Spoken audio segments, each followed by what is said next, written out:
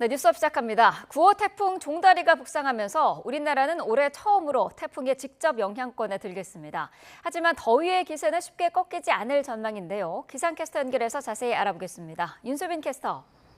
네, 상암동 야외 스튜디오에 나와 있습니다. 네, 오늘 강한 비가 집중되는 지역은 어딘가요? 네, 남해안과 제주도입니다. 9호 태풍 종다리가 북상하면서 이들 지역은 오후부터 태풍의 직접 영향권에 들겠는데요. 따라서 이들 지역에는 시간당 최고 50mm의 호우가 집중될 수 있겠습니다. 피해가 발생하지 않도록 각별히 유의해 주셔야겠습니다. 자세한 태풍의 진로도부터 살펴보겠습니다. 현재 9호 태풍 종다리는 서귀포 남남서쪽 약 340km 부근 해상에서 북진하고 있습니다. 태풍은 늦은 오후 제주도 서쪽 해상을 지나 내일 새벽 목포 서쪽 해상에서 열대저압으로 약화할 것으로 보입니다. 한편 경남 남해안에는 기압골의 영향으로 시간당 40mm 안팎의 장대비가 집중되며 호우특보가 내려진 곳이 있습니다. 전남과 제주도는 차츰 태풍의 직접 영향권에 들겠고 내일까지 남해안과 제주도를 중심으로 많게는 100mm 이상의 폭우가 쏟아지겠습니다. 또 그 밖에 내륙지방으로도 최고 60에서 80mm의 비가 예상됩니다. 비와 함께 바람도 무척 강하겠습니다. 특히 호남과 제주도, 경남 해안을 중심으로 초속 20에서 30m의 강한 바람이 불겠습니다. 이에 따라 제주 남쪽 먼바다에는 태풍주의보가, 제주도에는 태풍 예비특보가 발령 중입니다. 태풍이 몰고 오는 뜨거운 열기로 인해 밤사이 전국 대부분 지역에서 열대야가 나타났습니다. 서울은 30일째 열대야가 지속하면서 최장 신기록을 계속해서 경신하고 있는데요. 한낮에도 서울 36도, 대구 35도, 광주는 34도까지 치솟겠습니다. 절기 처서인 모레까지 전국에 비가 내렸다 그치기를 반복하겠고요. 비가 내리면서 내일과 모레 서울 낮 기온이 31도까지 조금 내려가겠지만 습도가 높아 체감온도가 34도 안팎까지 오르면서 여전히 무덥겠습니다. 이후에도 폭염과 열대야의 기세는 당분간 꺾이지 않을 전망입니다. 오늘부터는 달의 인력이 강해 남해안과 서해안, 제주도 해안에서 너울성 파도가 높게 일겠습니다. 파도가 방파제나 해안도로를 넘을 가능성이 있는 만큼 해안가 접근을 자제하는 등 안전사고에 각별히 유의하시기 바랍니다. 지금까지 YTN 윤수빈입니다. 네, 제주는 북부 지역이 35일 연속 열대야가 이어질 정도로 밤낮 없이 무더위가 기승을 부리고 있습니다. 여기에 태풍이 북상하면서 더위는 아주 잠시 꺾이겠지만 강한 비바람과 파도에 대한 대비가 필요합니다. 고재영 기자입니다. 뜨거운 햇살이 쉴 새 없이 내리쬐입니다. 양산을 손에 들어보지만 열기만큼은 어쩔 수 없습니다. 섭씨 34도를 웃도는 더운 날씨에 습도까지 높아 마치 찜질방 속에 있는 듯합니다. 아마 제가 살아온 날 중에는 가장 더운 것 같고요. 그리고 찜질방 같아요. 막 한증막 같고 숨이 턱에 막히는 거, 턱턱 막히는 것 같아요. 해수욕장에는 인파는 줄었어도 더위를 피하려는 사람들의 발길이 여전히 이어졌습니다. 바다에서 시원한 물놀이를 즐기거나 맨발로 파도치는 백사장을 거닐면 더위를 그나마 잊을만 합니다.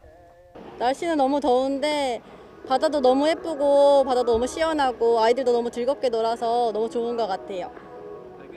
제주 북부 지역은 지난달 15일부터 35일 연속 열대야가 이어지며 무더위가 밤낮을 잇고 기승을 부리고 있습니다. 여기에 제9호 태풍 종다리 북상이 변수가 될 전망입니다.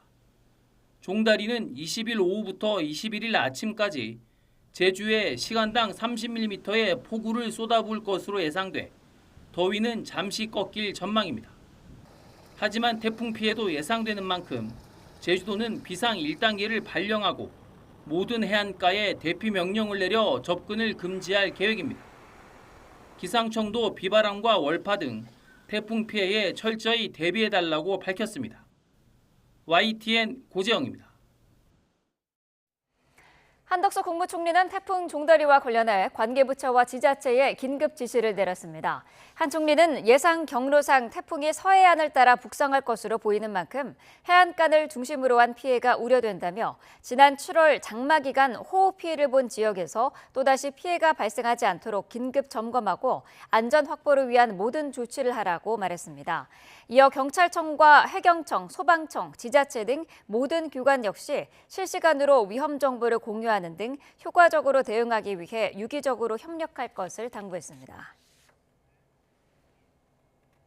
행정안전부도 위험지역 사전 통제와 주민 대피 강화 방안 등을 각 지역에 당부했습니다. 행안부는 어제 전국 17개 시도 및 관계부처와 대책회의를 열고 해수면 상승과 너울 및 폭풍 해일에 대비해 해안가 저지대와 항만 레저시설 등의 안전점검을 강화해달라고 주문했습니다. 아울러 태풍 대비 행동 요령 홍보와 통제, 대피 현황 등을 재난방송과 문자 메시지, 마을 방송으로 안내하라고 강조했습니다. 네, 올여름 첫 태풍이 발생했지만 폭염과 열대야를 잠재우지는 못할 것으로 보입니다. 오히려 뜨거운 열기를 몰고 오면서 무더위를 강화할 가능성도 있다는 전망입니다. 정혜은 기자가 보도합니다. 오키나와 서쪽, 타이완 동쪽 해상에서 발생한 태풍 종달입니다. 태풍이 반시계 방향으로 회전하며 남쪽의 열기를 끊임없이 끌어올리고 있습니다. 열대 해상의 고온다습한 공기가 그대로 한반도로 밀려 올라오게 되는 겁니다. 특히 기상청은 이번 태풍이 따뜻한 남서풍을 강화해 서쪽 지방을 중심으로 폭염과 열대야가 계속 이어지게 할 가능성이 크다고 밝혔습니다.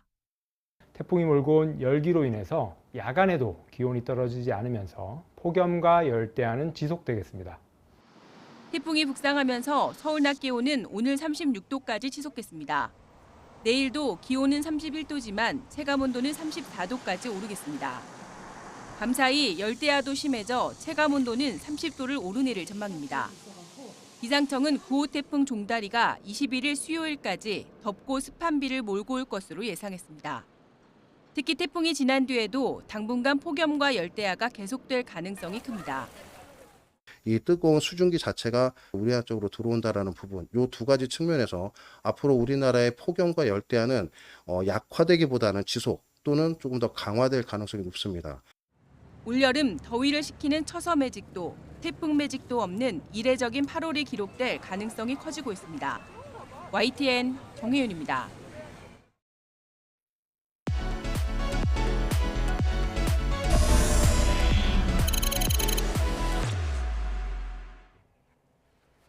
네, 태풍 상황 자세히 알아보겠습니다. 문일주 제주대 태풍연구센터장 화상으로 연결돼 있습니다. 자, 센터장님 나와 계시죠? 네, 안녕하십니까? 네. 자, 올해 처음으로 한반도를 찾는 태풍 종달입니다. 소형 태풍이라고 하는데 위력이 어느 정도 될까요? 지금 초속이 19m 정도 되고요. 네. 우리가 이제 태풍을 이렇게 이름을 지을 때 이 열대 제압부냐 태풍이냐 경계가 이제 17m/s인데요. 네. 그걸 약간 넘어서 지금 19m/s 정도의 강도를 지금 유지하고 있고요. 중심 기압은 998 헥토파스칼 정도 됩니다. 네. 네. 자, 예상 경로도 궁금한데요. 서해안에 진입할 때는 세력이 많이 약해진다고요? 예, 맞습니다. 지금 현재가 태풍의 이제 절정기, 가장 이제 강도가 강한 시기라고 보면 되고요. 네. 이제 점점 북상하면서 태풍의 강도는 점점 약해져서 내일 한 새벽경에 이제 군산 앞바다 정도에 도착하게 되면 열대 저압부, 이제 태풍의 이제 생애는 끝나고 열대 저압부로 이렇게 약해질 전망입니다. 태풍의 세력이 약해진다는 거는 그러면은 비바람도 거의 없다 이렇게 보면 되는 건가요? 그래요. 이번 태풍은 아까 말씀드린 대로 태풍 이제 이름이 지어졌지만 강도가 우리가 이제 옛날에 경험했던 강한 태풍의 어떤 우리가 광풍 이런 것은 조금 아마 경험하기는 힘들 거고요. 네. 대신에 이제 비는 좀 오겠지만 대부분의 우리나라 지역에서는 뭐 강한 바람이 이렇게 불지는 않습니다. 그래서 어떤 사람들은 태풍이 지나간 거 맞나 이렇게 느낄 정도로 바람은 크게 강하지는 않고요. 다만 이제 열대역에서 많은 수증기들이 지금 태풍을 따라서 올라오고 있기 때문에 네. 지역에 따라서 이렇게 강한 비들이 많이 내리는 곳이 있겠으니까 그런 지역은 좀 조심을 해야 겠습니다. 네. 자, 지금이 가장 위력이 강력한 그런 상황이고 오늘 오후 늦게부터는 제주도가 직접 영향권에 들 것으로 보이는데 가장 조심해야 할 지역이 어디고요? 시간은 언제쯤일까요? 일단 아까 말씀드린 대로 이제 이번 태풍은 비를 많이 조심을 해야 되는데요.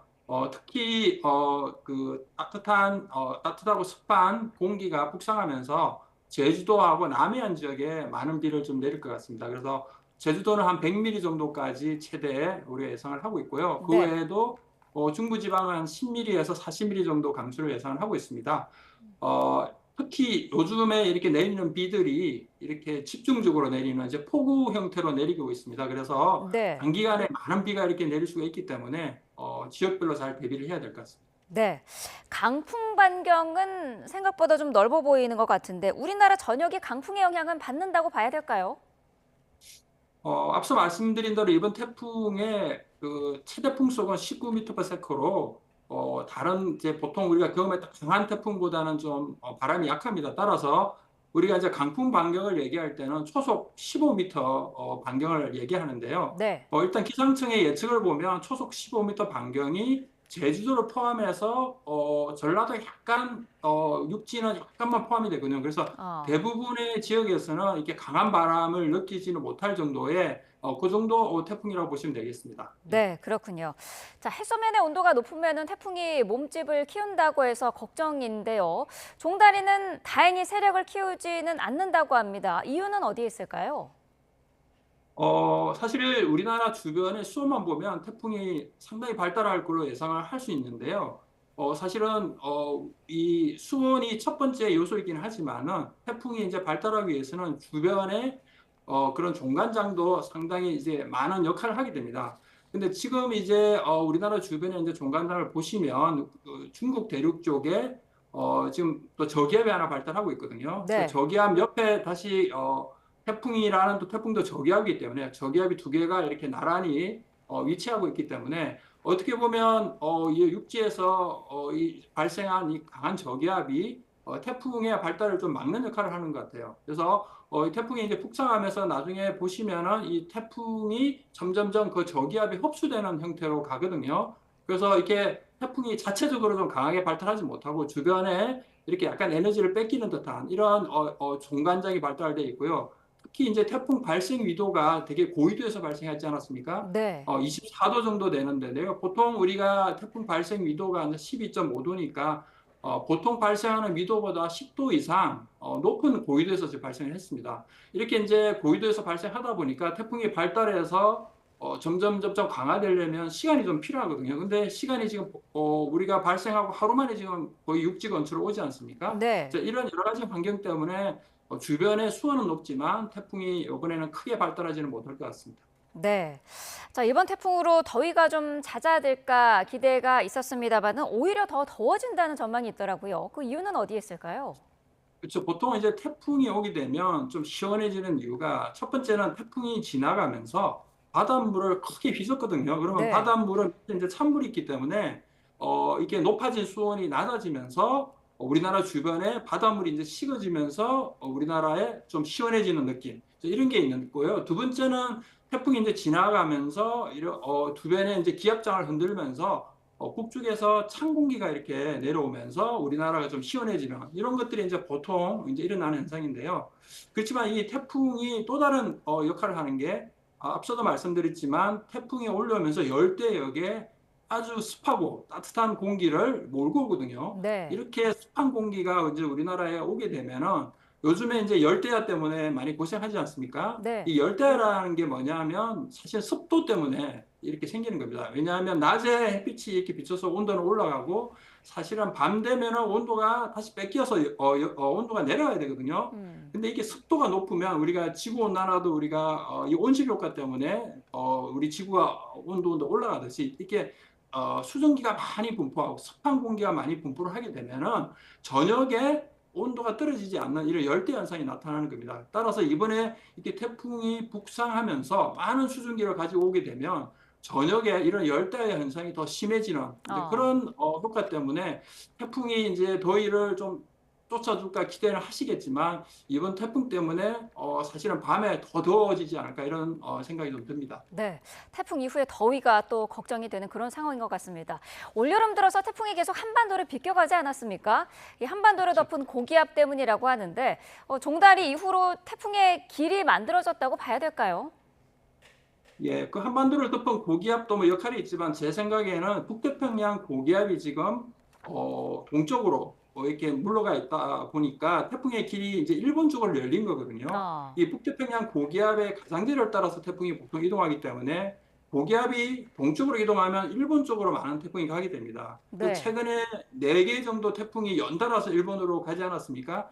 그게 바로 북태평양 고기압이 동쪽으로 이렇게 이동을 해서 그렇거든요. 그런데 지금 북태평양 고기압이 이제 점점점 우리나라 쪽으로 확장을 하고 있습니다. 그러다 보니까 지금 종다리도 우리나라 쪽으로 오게 되는 건데요. 중요한 거는 이제 가을이 되면서 지금 이런 북태평양 고기압의 위치가 이제 평년같이 평년은 거의 우리나라 쪽에 확장해서 길이 우리나라로 태풍의 길이 우리나라로 열리는 그런 기압 배치를 하게 되거든요. 네. 그런 형태로 지금 바뀌고 있어서 지금 이제 종다리가 우리나라에 오고 나서도 완전 9월이나 이제 가을이 접어들었어도 태풍의 길이 우리나라 쪽으로 열릴 확률이 상당히 높아 보입니다. 그렇다면 가을 태풍도 우려되는 그런 상황인데 통상 가을 태풍이 여름보다 더 강력하지 않습니까? 그렇죠. 저희가 이제 통계 분석을 내보니까 여름보다 가을 태풍이 지금 더 훨씬 세고요. 네. 그 이유가 여러 가지가 있겠지만 우리가 바닷물의 온도를 보면 뭐 여름이나 가을이나 크게 차이는 안 나는데 사실은 바다 밑속이 좀 차이가 납니다. 왜냐하면 가을이 되면요 따뜻한 물이 점점 쌓여서 아주 두껍게 상층에 따뜻한 바닷물이 존재한다고 보시면 됩니다. 그래서 태풍이 거기를 지나가면 휘저어도 밑에 따뜻한 물이 존재하니까 찬물이 올라오지가 않는 거죠. 그렇게 해서 태풍이 사실은 지나가면서 더 많은 에너지를 물속 밑에서부터 에너지를 받을 수 있기 때문에 가을철에 이렇게 더 강력한 태풍이 생기는 거고요. 또 대기 조건도 보시면 우리가 태풍이 결국은 물이 정발하면서 수증기가 에너지원이 되는데 네. 대기 상태도 더 정발을 많이 할 수 있는 조건으로 바뀌면서 가을에 더 태풍이 세지는 거고요. 특히 가을철이 되면은 북쪽에서 찬 공기가 내려오면서 이 습한 태풍이 몰고 온 습한 공기가 만나면서 더 많은 또 비를 뿌리거든요. 그래서 네. 같은 강도라도 더 많은 비가 오기 때문에 더 피해가 커질 수 있는 그런 특징을 가진 것이 가을 태풍이라고 보시면 되겠습니다. 네. 자, 뭐 폭염도 그렇습니다만 요즘 뭐 기후 위기로 앞으로 태풍의 강도도 더 세지고 예측도 힘들어질 것이다 이런 얘기가 있는데요. 맞는 얘기일까요? 그렇습니다. 우리가 태풍의 에너지원은 아까 말씀드린 대로 결국은 따뜻한 바다, 해상에서 정발한 수증기가 이제 에너지원이 되는데요. 네. 우리가 수온이 높아지고 지구온난화가 진행이 되고 수온이 높아지면 더 많이 수증기가 생기는 거죠. 정발이 많이 일어날 수 있는 거죠. 이렇게 이제 태풍의 에너지원이 수온 증가와 함께 커지기 때문에 더 강력한 태풍이 생길 수 있고요. 이렇게 수온이 높아지고 수증기가 많아지면 더 많은 비가 내리게 됩니다. 그래서 같은 태풍이 오더라도 더 많은 비가 내릴 수 있고 특히 최근에는 이제 태풍이 점점점 이동 속도가 이제 느려지는 이런 경향이 보이고 있거든요. 바로 이제 북극이 온난화되면서 이런 큰 순환 자체가 느려지면서 태풍이 천천히 이제 이동하게 됩니다. 이렇게 태풍이 천천히 이동하게 되면 같은 지역에 더 많은 비가 내릴 수 있고, 네. 이 태풍의 그 피해 시간이 영향 시간이 늘어나기 때문에 더 많은 피해를 유발할 수 있습니다. 그래서 이 지구 온난화로 태풍은 더 강해지고 더 영향은 커질 수 있다. 이렇게 해석을 할 수가 있겠습니다. 네. 자, 예측이 힘든 만큼 대비도 확실히 더 필요할 것 같은데 어떤 대비들이 그럼 앞으로 필요할까요? 그렇죠. 이제 앞으로 이제 지구 온난화 때문에 태풍은 점점 강력해지는데 우리가 모든 대비라는 게 과거의 경험에 대비해서 준비를 하거든요. 예를 들어 2003년에 매미 같은 경우에 어떤 피해가 있었고 루사는 어떤 피해가 있었고 그래서 과거에 경험한 태풍을 기준으로 이렇게 대비를 하게 되는데 네. 앞서 말씀드린 바와 같이 지구 온난화로 우리가 예측하지 못한 경험하지 못한 태풍이 올 수도 있다는 거죠. 만약 이렇게 대비하지 못한 태풍이 온다면 경험하지 못한 태풍이 온다면 우리가 그동안 준비했던 것이 다 무용지물이 될 수 있는 거거든요. 그래서 우리가 기후변화는 우리가 예측하지 못한 이런 태풍을 만들 수 있다는 것을 우리가 명심을 하고 이에 대한 대비를 철저히 해야 될 것 같습니다. 네, 알겠습니다. 자, 일단 지금 북상하고 있는 태풍 종다리는 약한 소형 태풍이어서 그나마 다행입니다만은 작은 피해도 없도록 끝까지 주의해야 될 것 같습니다. 문일주 제주대 태풍연구센터장과 함께했습니다. 오늘 말씀 감사합니다. 감사합니다.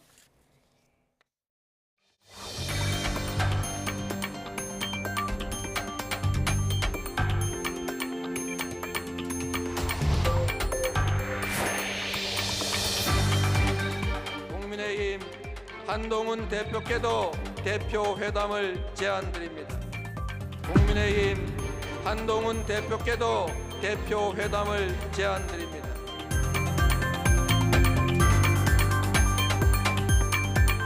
대표 회담의 제의도 대단히 환영한다는 말씀을 드립니다. 대표 회담의 제의도 대단히 환영한다는 말씀을 드립니다.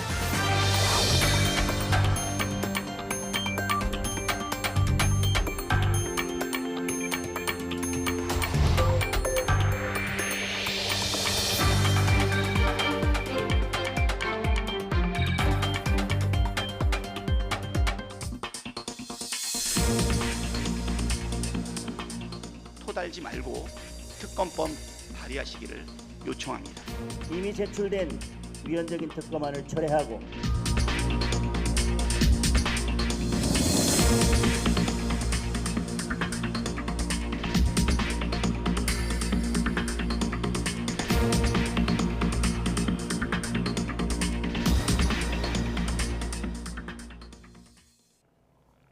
국민의힘 한동훈 더불어민주당 이재명 대표가 휴일인 오는 25일 대표회담을 열기로 했습니다.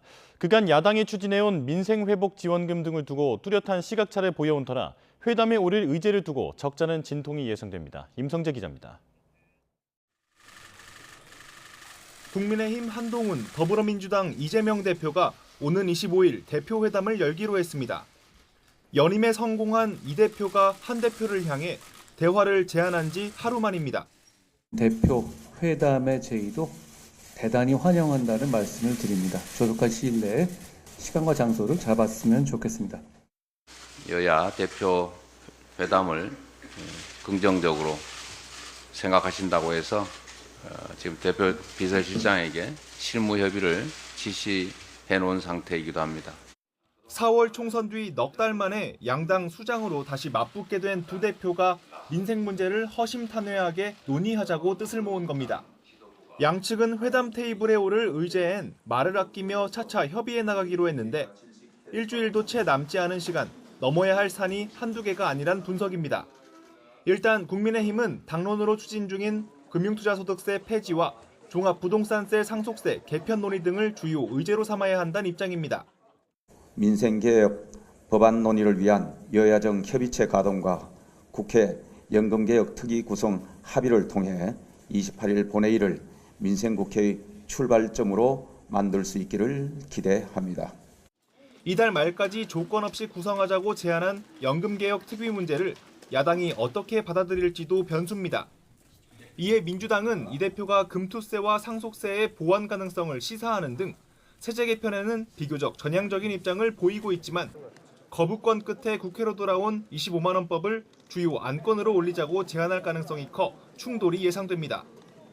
여당이 현금 살포법으로 규정한 민생회복 지원금을 다시 논의 테이블에 올리는 것 자체에 의문을 표할 가능성이 적지 않기 때문입니다.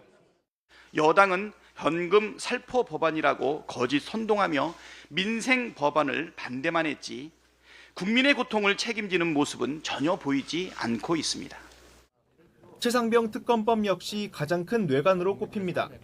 대표 회담과 달리 이 대표가 제안한 영수회담의 경우 대통령실은 국회 정상화가 우선이란 입장을 밝히면서 아직은 불투명한 상황입니다. 여야의 유력 대권주자이기도 한 한동훈 이재명 대표가 민생회담 날짜까지 속전속결로 정하며 첫 단추를 끼웠지만 어디까지를 민생으로 볼지 회담 의제를 두고는 치열한 삿바 싸움을 벌일 거란 관측이 지배적입니다. YTN 임성재입니다. 여야 대표 회담의 최대 쟁점은 결국 최상병 특검법이 될 거란 분석이 많습니다. 일단 민주당은 일주일 내로 여당 자체 특검안을 내라고 압박했고, 이에 국민의힘은 독소 조항이 포함된 야당 특검법부터 철회하라고 맞섰습니다. 양측이 접점을 찾을 수 있을지 강민경 기자가 보도합니다. 여야 대표 회담을 제안한 민주당 이재명 대표는 최상병 특검법만큼은 꼭 회담 의제로 올리겠다는 입장입니다. 한동훈 대표가 제안한 제3자 추천 방식 특검도 수용하겠다고 했는데 왜 자꾸 조건을 붙이는지 모르겠다며 진정성이 의심된다고 지적했습니다.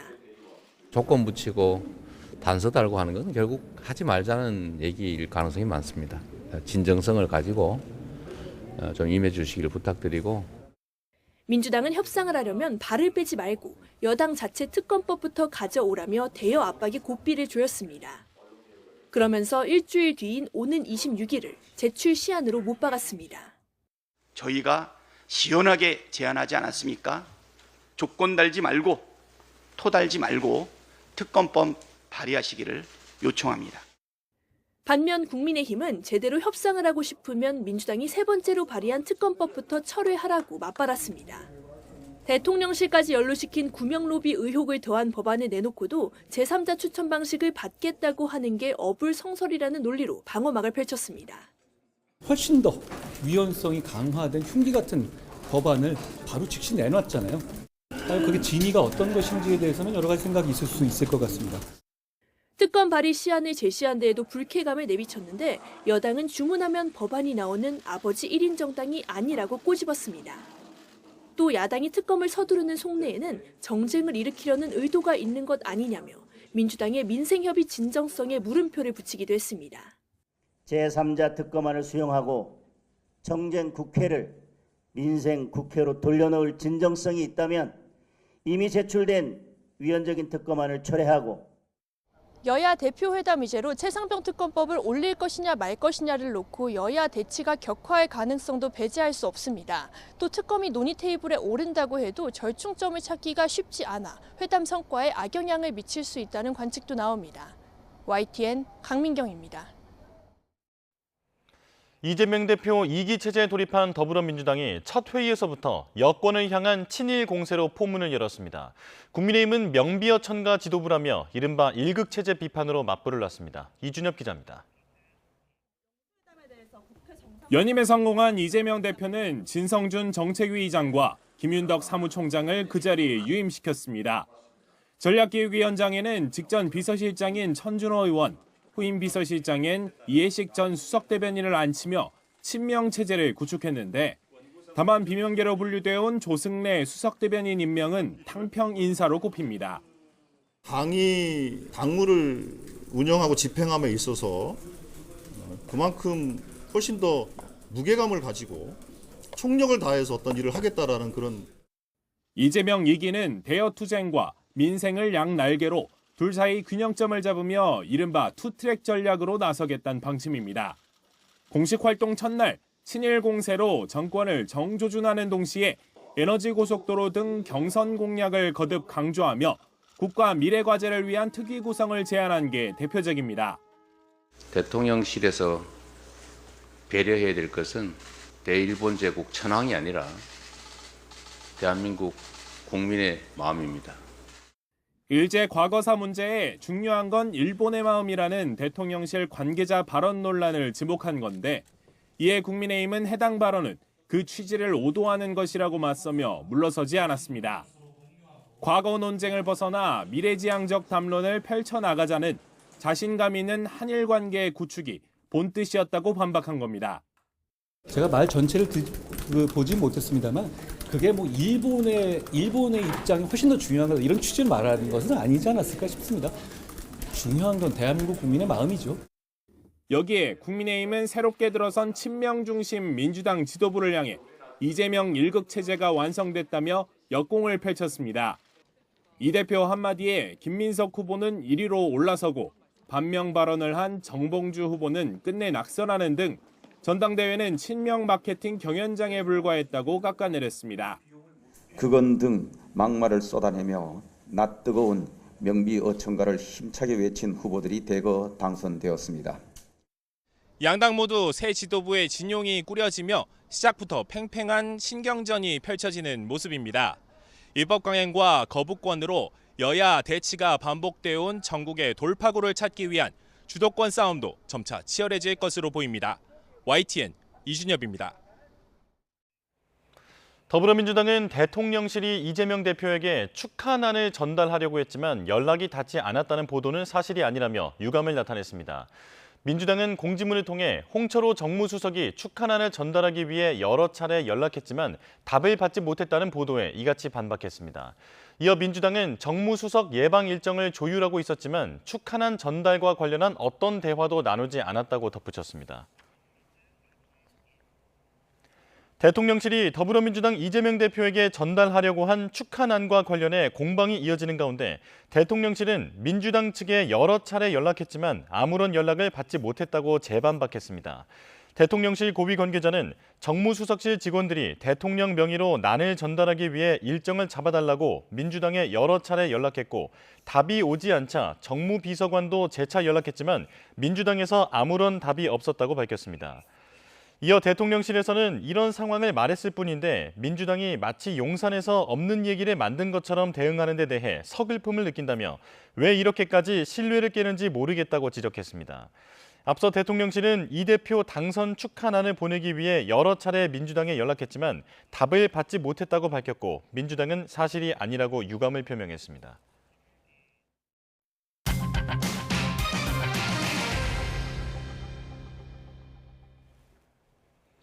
해리스 미국 부통령을 대선 후보로 공식 지명하기 위한 민주당 전당대회가 조금 전 막을 올렸습니다. 맞불 유세를 시작한 트럼프 전 대통령은 전기차 세액공제를 없애겠다는 뜻을 내비쳤습니다. 워싱턴 연결해 자세한 내용 알아보겠습니다. 권준기 특파원. 네, 워싱턴입니다. 네, 지금 민주당 전당대회가 시작됐습니까? 네, 조금 전 우리 시간으로 오전 7시 반부터 이 전당대회가 시작됐습니다.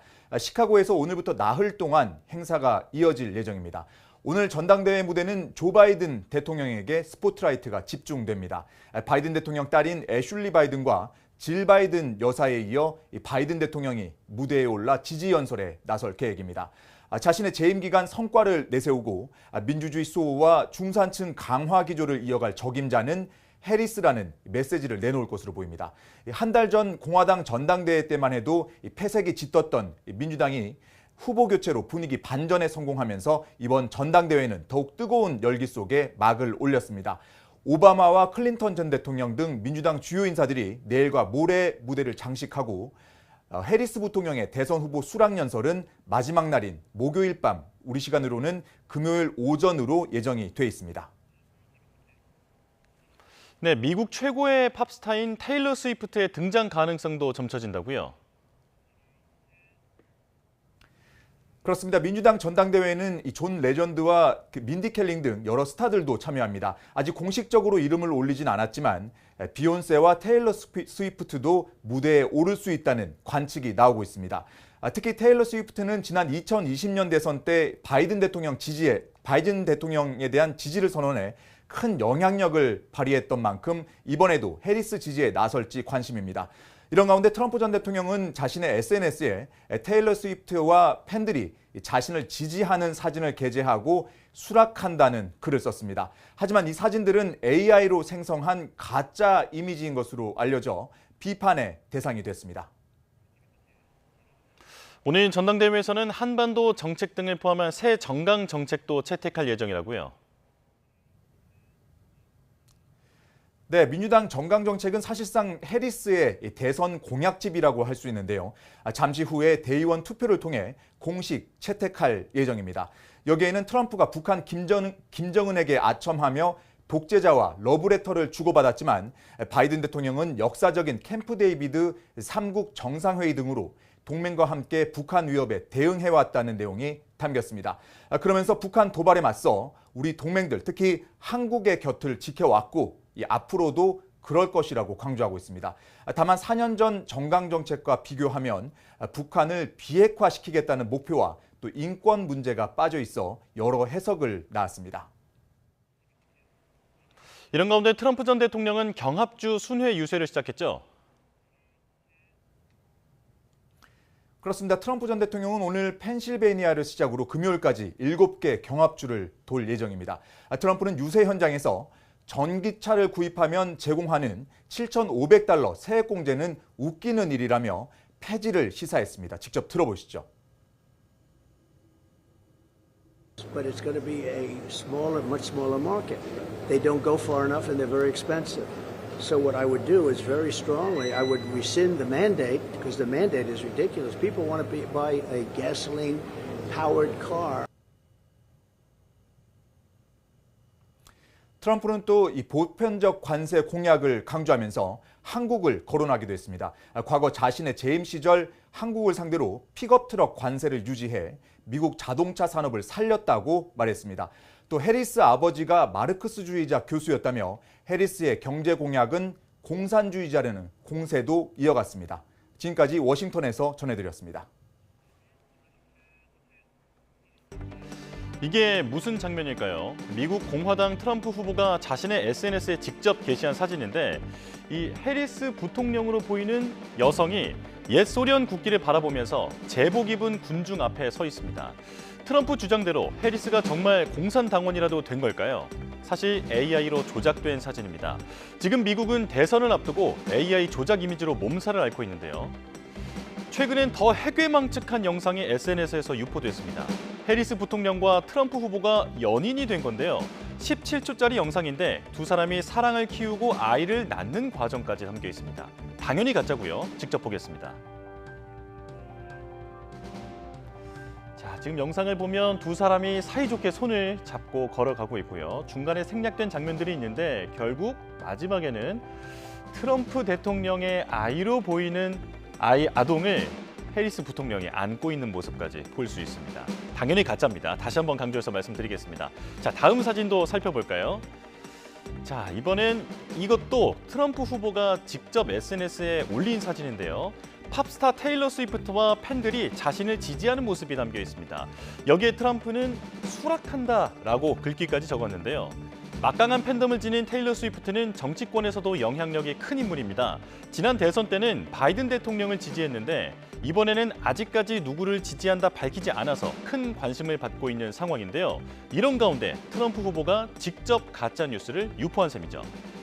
최근 트럼프 지지를 선언한 테슬라 CEO 일론 머스크가 게시한 영상도 큰 논란을 불러일으켰습니다.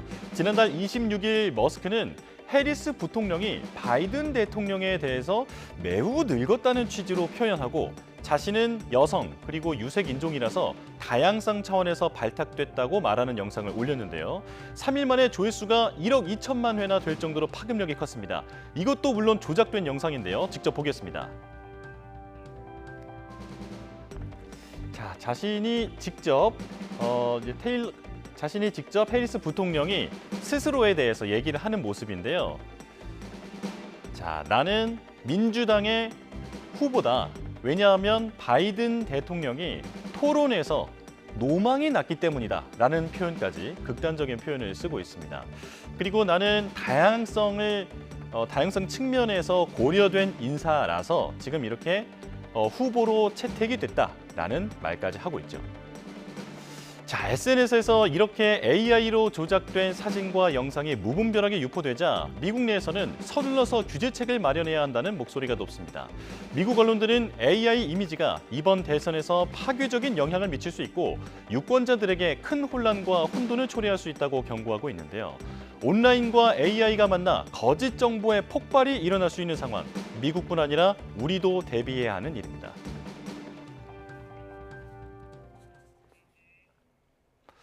여야 국회의원 5명이 카멀라 해리스 부통령을 대선 후보로 공식 확정하는 미국 민주당 전당대회를 참관합니다. 국민의힘 최형두 조정훈 의원과 더불어민주당 김영배 김함규 의원, 개혁신당 이준석 의원은 현지 시각 22일 미국 일리노이주 시카고에서 열리는 민주당 전당대회에 참석합니다. 이들은 전당대회 마지막 날 해리스 부통령과 면담도 추진할 계획입니다.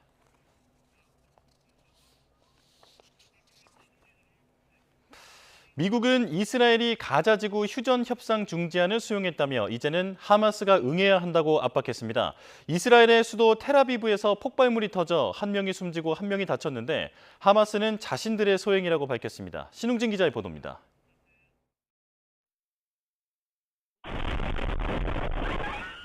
텔아비브 남쪽 거리의 CCTV 화면입니다. 갑작스러운 폭발에 주변 사람들이 비명을 지르면서 도망갑니다. 배낭에 든 폭발물이 터지면서 이를 운반하던 사람 1명이 숨지고 행인 1명이 다쳤습니다. 이스라엘 언론들은 사망자가 요르단강 서안 출신 팔레스타인 주민으로 추정된다며 장치가 의도한 시간보다 빨리 폭발한 것 같다고 보도했습니다. אנחנו יודעים שהגופה המרוטשת היא לא של אזרח תמים שעבר, אלא זה שנסע עליו את המטען. 하마스 무장 조직 알카삼 여단은 자신들과 이슬라믹 지하드 산하 알쿠드스 여단이 함께 순교 작전을 폈다고 주장했습니다. 하마스는 가자지구와 요르단강 서안 등 점령진의 학살 등이 계속되면 순교 작전이 다시 전면으로 부상할 것이라고 경고했습니다. 가자지구 휴전 합의를 촉구하기 위해 텔아비브를 방문한 토니 블링컨 미 국무장관은 이스라엘이 중재안을 수용했다고 밝혔습니다. 미국이 지난 16일 양측에 제시한 이른바 가교 제안으로 가자지구와 이집트의 국경지대 통제권과 인질 석방 등에 대한 내용을 담고 있습니다. He confirmed to me that Israel accepts the bridging proposal, that he supports it. It's now incumbent on Hamas to do the same. 하지만 하마스는 지난 18일 이견은 해소되지 않았고 네타냐후가 더 많은 조건을 추가해 협상을 더욱 복잡하게 만들었다며 가교 제안을 거부한 바 있습니다. 이번 폭발 사건의 배후가 하마스라면 이스라엘의 기울어진 중재안에 거듭 선을 그은 것으로 풀이됩니다. YTN 신홍진입니다. 세계적인 휴양지 이탈리아 시칠리아 섬 앞바다에서 20여 명이 탄 호화 요트가 폭풍 후에 침몰했습니다. 탑승객 7명이 숨지거나 실종됐는데 이 중에는 영국의 빌 게이츠로 불리는 유명 기업가도 포함됐습니다. 이경아 기자입니다. 평상시라면 관광객이 탄 요트로 붐빌 이탈리아 시칠리아 섬 앞바다. 수색정과 헬기가 분주하게 움직입니다. 수심 약 50m 아래로 가라앉은 요트의 실종자를 찾기 위해서입니다. 선체 56m, 돛대 길이가 70m를 넘는 화려한 외관의 바이에시안호. 새벽에 예고 없이 닥친 폭풍우는 22명이 탄 호화 요트를 순식간에 집어삼켰습니다. We managed to keep the ship in position, and after the storm was over, we noticed that the ship behind us was gone. 이번 사고로 모두 7명이 숨지거나 실종됐습니다. 실종자들은 선실에 갇힌 것으로 추정되는데 이 가운데는 영국의 빌 게이츠로 불리는 유명 기업가 마이크 린치도 포함됐습니다. 린치는 자신이 설립한 소프트웨어 회사를 매각하는 과정에서 실적을 부풀린 혐의로 기소됐다가 지난 6월 무죄 판결로 풀려났습니다. Abbiamo dato l'allarme in capitaneria di porto. Dopo 3 orette siamo rientrati. Noi non abbiamo pensiamo che sono all'interno le persone. 기적 같은 생還소식도 있었습니다. 이 배에 탔던 한 살 아기가 사고 후 엄마와 함께 구조된 겁니다. È venuta nel nostro pronto soccorso pediatrico della città di Palermo questa bambina di 1 anno con la mamma inizialmente. La bambina sta bene, è assolutamente indenne per fortuna. 현지 항만 당국은 실종자 수색과 함께 구조된 선장을 상대로 사고 원인을 조사하고 있습니다. YTN 이경아입니다.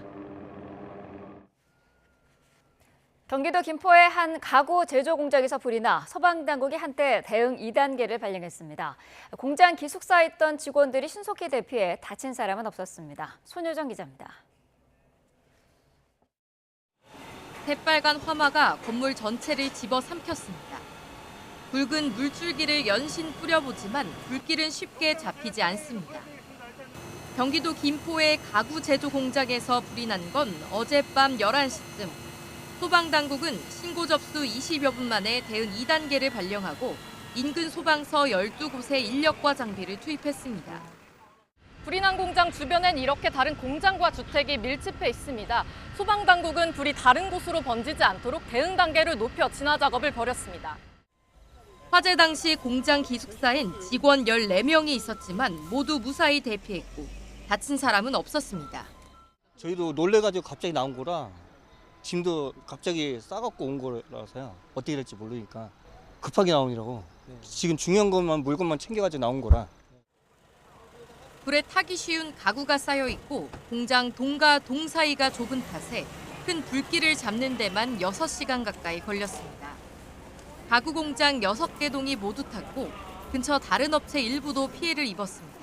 소방당국은 공장 작업동에서 불이 시작된 것으로 보고 경찰 등과 합동 감식을 통해 정확한 화재 원인을 조사할 방침입니다. 가구 공장 그 작업동으로 추정을 하고 있는데 그 모든 가능성을 열어두고 조사를 하기 때문에 사고 장소는 좀 유동성이 있는 것으로 확인되고 있습니다.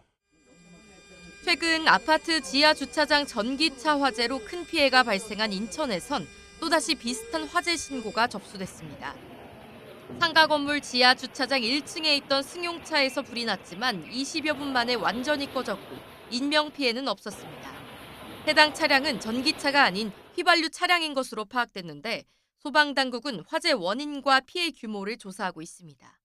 YTN 손유정입니다. 네, 인천 청라 아파트 전기차 화재 원인 파악을 위한 3번째 합동 감식이 진행됐습니다. 경찰은 불이 난 벤츠 전기차에 장착된 중국산 배터리 팩을 분해해서 발화 지점을 찾는 데 주력하고 있습니다. 임혜진 기자입니다. 보호복을 입은 감식 반원들이 컨테이너 안에서 분주하게 움직입니다. 새까맣게탄 기계 장치에서 젤을 쓸어내리자 중국산 배터리 팩의 형체가 점차 드러납니다. 지난 1일 발생한 인천 청라 아파트 전기차 화재 원인을 규명하기 위해 3차 합동 감식이 진행됐습니다. 이번 감식에서는 불이 난 전기차로부터 떼어낸 배터리 팩을 분해하는 작업이 이뤄졌습니다. 경찰은 국과수의 배터리 관리 장치 BMU에 대한 정밀 감정을 의뢰한 데 이어 셀과 모듈도 살펴본 뒤 감정을 맡기기로 했습니다. 셀하고 모듈 안에 발화 지점을 특정할 수 있는지 또 배선이나 이런 부분에 이상이 있는지 그런 걸 살펴볼 예정입니다. 화재 원인 규명과 함께 잘잘못을 가리기 위한 수사도 본격화됐습니다. 경찰은 우선 최초 목격자와 벤츠 차량 소유주 등 참고인들을 불러 배경 조사에 나섰습니다. 화재 당시 지하주차장 스프링클러 작동을 멈춰 피해를 키운 아파트 관리사무소 직원에게 업무상 과실치상 혐의를 적용할 수 있을지 여부가 수사의 핵심입니다. 이와 관련해 경찰 관계자는 화재 원인 조사가 우선이라며 입건 계획을 논할 단계는 아니라고 말을 아꼈습니다. 앞서 2018년 15명의 사상자를 낸 인천 남동공단 세일전자 화재 당시 화재 경보기를 끈 관리자는 같은 혐의로 금고 1년 4개월을 선고받기도 했습니다. 이런 가운데 소방당국도 경찰 수사와는 별개로 불이 난 아파트를 상대로 소방시설법 위반 여부를 조사하고 있습니다. YTN 임혜진입니다. 등굣길 여중생에게 둔기를 휘두른 남자 고등학생이 경찰에 붙잡혔습니다. 이 남학생은 여학생이 자신을 만나주지 않는다며 개학날을 기다렸다가 범행을 저지른 것으로 조사됐습니다. 표정호 기자가 보도합니다. 한 남성이 교복을 입은 여학생을 쫓아가더니 둔기를 마구 휘두릅니다. 잠시 대치하는가 싶더니 또다시 달려들어 둔기를 휘두르고 자리를 피하는 여학생을 쫓아가며 폭행이 이어집니다. 너 죽일 거야. 너 죽여버릴 거야. 그 말을 계속 반복하더라고. 막 무차별이야. 그냥 막 이렇게 되는 대로 다. 경기 안산에 있는 중학교 근처에서 고등학생 A군이 여중생 B양을 상대로 범행을 저지른 건 아침 8시 20분쯤. 가해자는 등굣길 피해 여학생이 뒤를 밟다가 학교와 200m 정도 떨어진 곳에서 미리 준비한 둔기로 머리를 내리쳤습니다. 근처에 있던 시민에게 제압될 때까지 A군은 B양에게 둔기와 흉기를 수차례 휘둘렀습니다. 잡고 있는데 하는 소리가 사람 죽이는 게 쉽지 않구나. 직간에 제압이 되고 막 그러니까는 지 뜻대로 안 돼서 그러는지. 현행범으로 체포된 A군의 가방에는 다른 흉기와 유서가 들어있었습니다. 유서에는 자신이 과거에 범행을 계획했다가 실패했다는 내용도 담겨 있었습니다. 지적장애가 있는 A군은 B양의 중학교 선배로 자신을 만나주지 않자 화가 나 범행을 저질렀다고 경찰에 진술했습니다. 앞서 지난 3월 B양의 아버지는 A군이 딸이 거부하는데도 계속 따라다닌다며 경찰에 신고했습니다. 6월에는 A군이 학교 상담 중 B양에게 위해를 가하고 극단적인 선택을 하겠다고 얘기해 경찰에 신고되기도 했습니다. 이때 A군은 경신병원에 입원했는데 본인이 퇴원 의사를 강하게 밝혀 지난달 26일 20여일 만에 퇴원했습니다. 경찰은 이후 A군 부모에게 전화하는 등 특이 동향 여부를 살폈지만 범행을 막을 수는 없었습니다. 피를 많이 흘린 채 병원으로 옮겨진 B양은 생명엔 지장이 없는 것으로 알려졌습니다. 경찰은 A군을 살인 미수 혐의로 입건하고 구속영장을 신청했습니다. YTN 표정우입니다.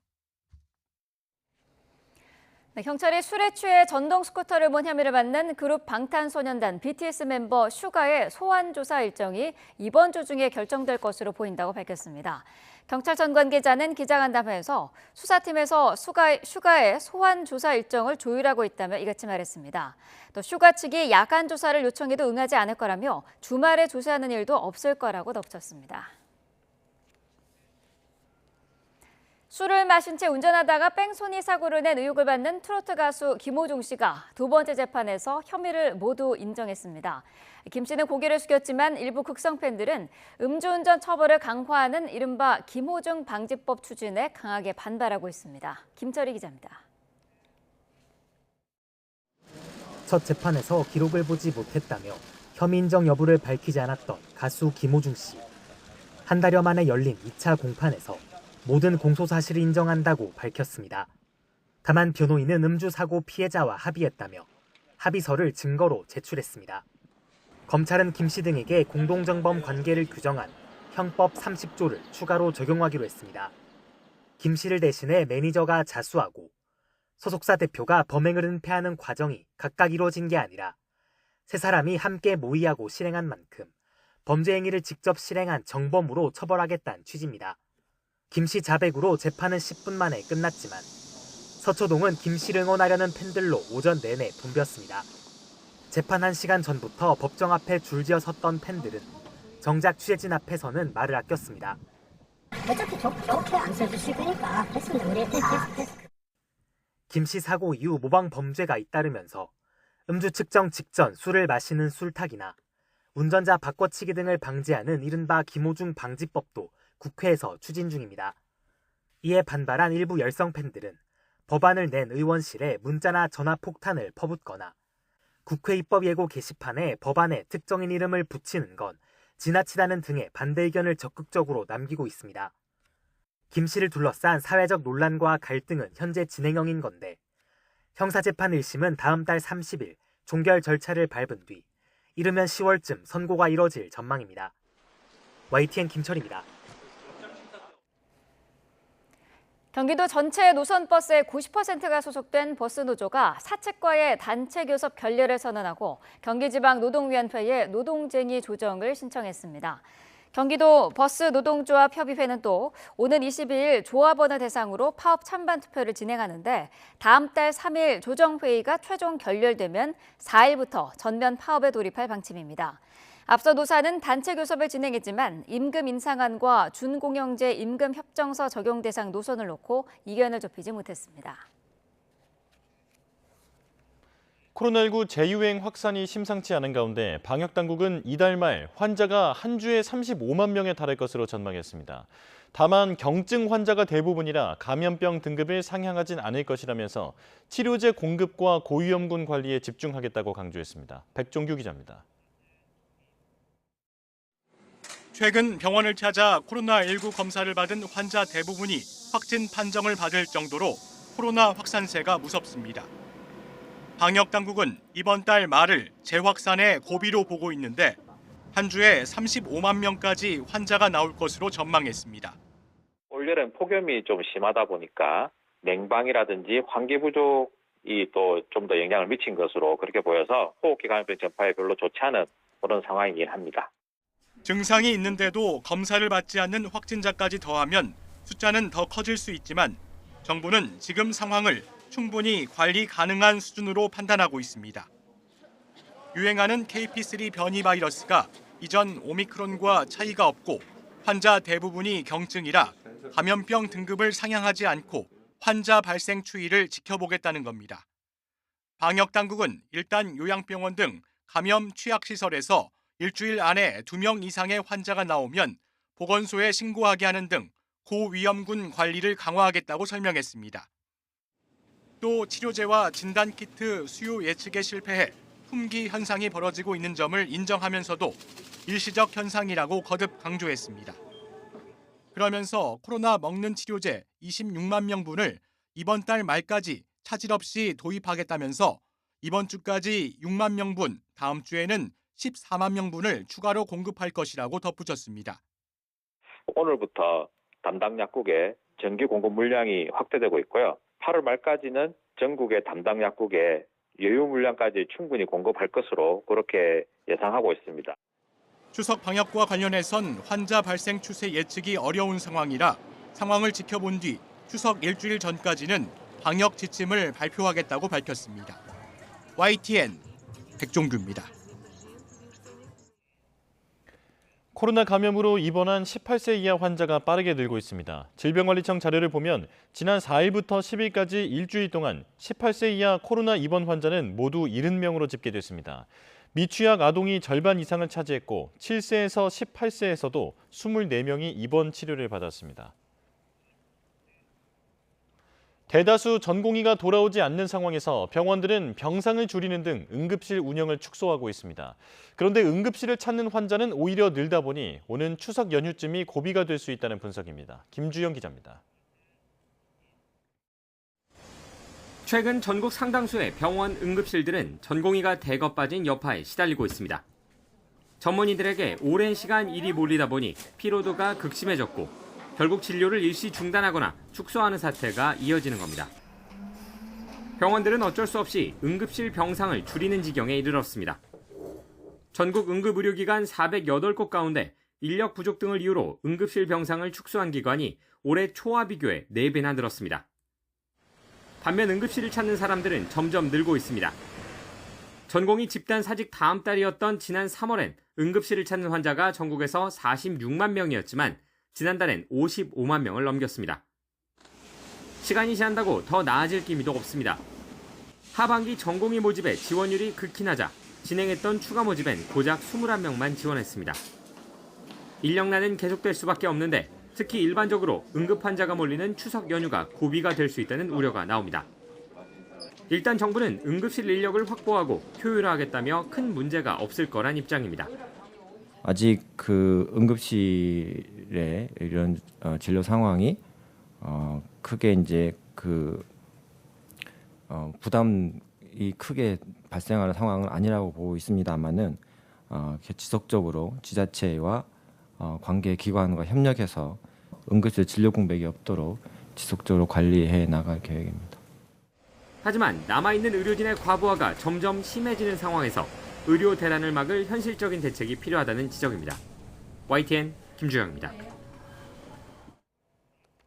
간호사와 의료기사 등이 소속된 전국 보건의료 산업노조가 조합원들을 대상으로 한 파업 찬성 여부를 묻는 투표를 시작했습니다. 보건의료노조는 어제부터 62개의 소속 지부 조합원들을 대상으로 쟁의행위 찬반 투표를 개시했다고 밝혔습니다. 노조는 주요 요구사항으로 조속한 진료 정상화, 불법 의료 근절과 업무 범위 명확화, 총액 대비 6.4% 임금 인상 등을 내세우고 있습니다. 한미연합 군사훈련인 을지 자유의 방패 연습이 열흘간의 일정으로 시작됐습니다. 이번에도 북한은 침략전쟁 연습이라면서 반발하고 있습니다. 조용성 기자입니다. 구조 지시가 떨어지자 해군 해남구조전대 소속 심해 잠수사들이 거침없이 바닷속으로 뛰어내립니다. 해군 심해 잠수사들의 임무는 바다에서 위기에 처한 조난자 구조. 파도와 물보라를 뚫고 물속을 수색하던 잠수사들은 조난자를 발견한 뒤 구조용 인양장치 호이스트로 끌어올리며 안전하게 구조 임무를 완수합니다. 해상 재난과 조난을 가정한 해군의 항공구조 훈련입니다. 조난자를 반드시 구조한다는 각오로 언제 어떠한 상황에서도 국민과 전우의 생명을 지킬 수 있도록 구조작전 태세를 완비하겠습니다. 유사시 한반도의 방어를 위한 한미연합 군사훈련 을지 자유의 방패 연습이 시작됐습니다. 예년과 비슷한 19,000명의 장병이 참가하고 오는 29일까지 진행됩니다. 한미 군 당국은 북한의 대량 살상 무기에 대응해 지상, 해상, 공중, 사이버, 우주의 자산을 활용하는 다영역 작전을 수행합니다. 이번 훈련의 방점은 이 다영역 작전에 좀 포커스가 맞춰져 있고 그렇군요. 그다음에 예. 이제 실기동도 그만큼 많이 진행된다라는 거는 어떻게 보면 한미 양국의 전투 태세를 그만큼 격상시킨다는 예. 그런 의미도 좀 담겨 있다고 보여집니다. 아울러 한미 연합훈련 기간 중 국가 비상사태에 대비해 전국 4,000개 기관이 참여하는 정부의 을지 연습이 진행됩니다. 여기에는 지난해에 이어 북한의 핵 공격 상황을 가정한 대응 훈련이 포함됐습니다. 이번에도 북한은 미국과 추종 국가들의 도발적인 침략 전쟁 연습이라고 비난하고 억제력을 더 강화하겠다고 위협하며 도발 우려를 키웠습니다. 우리 군은 북한이 한미 훈련을 빌미로 도발하면 즉각 강력히 끝까지 응징한다는 원칙에 따라 대응한다며 훈련 기간에도 북한의 움직임을 예의주시하고 있다고 밝혔습니다. YTN 조용성입니다. 중국과 필리핀의 해경 함정이 영유권 분쟁 수역에서 또다시 충돌했습니다. 양국이 긴장 완화에 합의한 지 불과 한 달도 안 돼서 전쟁을 배제할 수 없다는 말까지 나올 정도입니다. 베이징에서 강정규 특파원입니다. 중국과 필리핀 해경 함정이 서로 가깝게 따라붙더니 한바탕 출렁거리며 부딪히고 맙니다. 현지 시각 새벽 3시 24분쯤 양국 간 영유권 분쟁 수역인 스프레틀리 군도에서 벌어진 일입니다. 중국 해경은 자국 영해에 침범한 필리핀 해경선 2척 중 한 척이 일부러 충돌해왔다고 주장했습니다. 故意冲撞现场执法的中国海警船，仙宾礁是中国南沙群岛的一部分，是中国的固有领土。 지난 8일엔 스카버로 암초 상공에서 중국 전투기 2대가 필리핀 수송기에 섬광탄을 발사했습니다. 앞서 6월엔 중국 해경이 휘두른 도끼와 칼에 필리핀 해군 병사들이 다치기도 했습니다. 이후 지난달 22일 양국은 우발적 충돌을 막기 위해 잠정 합의에 도달했다고 발표했습니다. 그러나 얼마 못 가서 필리핀이 미국, 일본 등과 잇단 해상 훈련을 벌이며 긴장을 고조시켰습니다.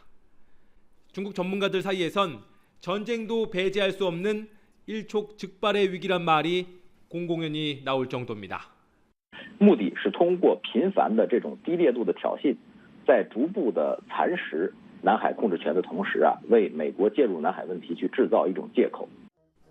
시진핑 주석은 남중국해 분쟁 당사국 가운데 하나인 베트남의 새로운 1인자 또롬 총서기를 베이징으로 초청해 우군 다지기에 나섰습니다.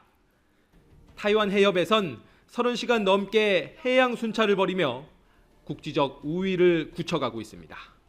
중국의 군사력이 집중된 타이완 해협 대신 필리핀 주변 해역으로 전운이 옮겨가는 형국입니다.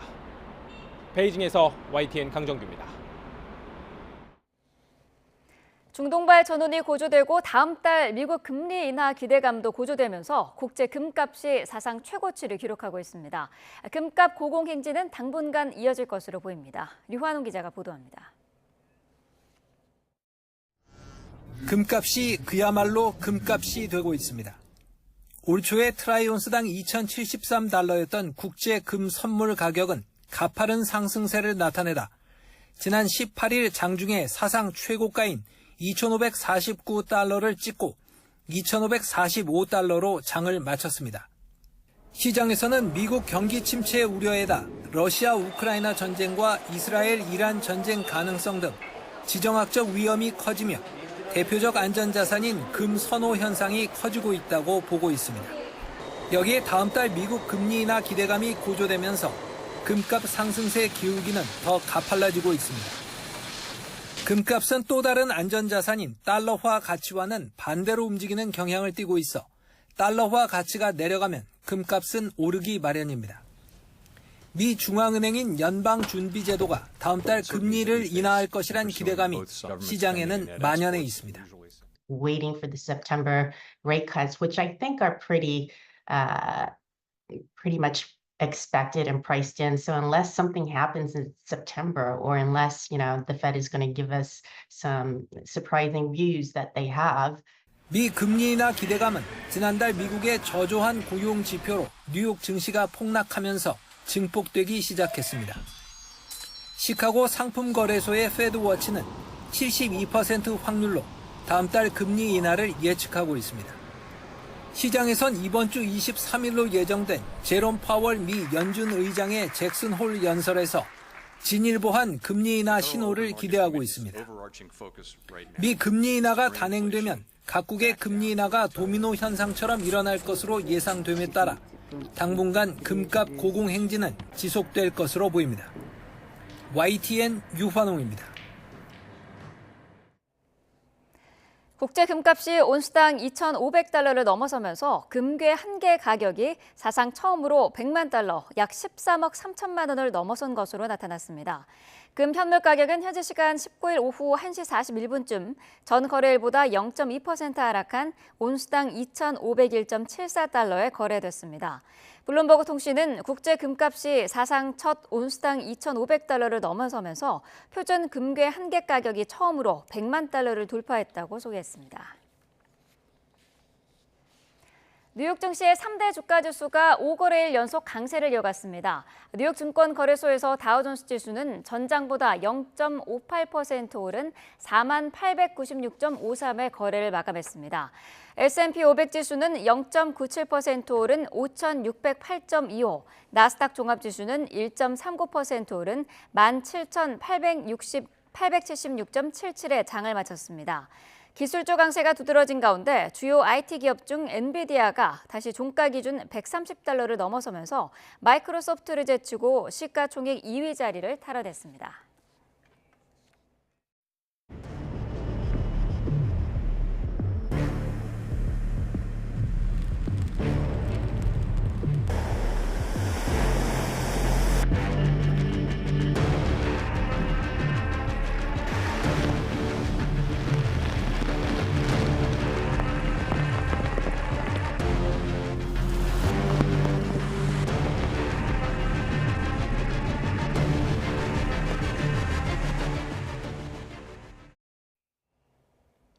구호 태풍 종다리가 북상하면서 우리나라는 올해 처음으로 태풍의 직접 영향권에 들겠습니다. 하지만 열대야와 폭염의 기세는 쉽게 꺾이지 않을 전망인데요. 기상캐스터 연결해 자세한 날씨 상황 알아보겠습니다. 윤수미 캐스터. 네, 상암동 야외 스튜디오에 나와 있습니다. 네, 오늘 가장 주의가 필요한 곳이 어디입니까? 네, 제9호 태풍 종다리가 우리나라를 향해 북상하고 있습니다. 오후부터는 태풍이 근접하면서 남해안과 제주도를 중심으로 많은 비를 뿌릴 텐데요. 특히 이들 지역에는 시간당 최고 50mm의 호우가 집중될 수 있어 피해가 우려되는 상황입니다. 먼저 태풍의 자세한 진로도부터 살펴보도록 하겠습니다.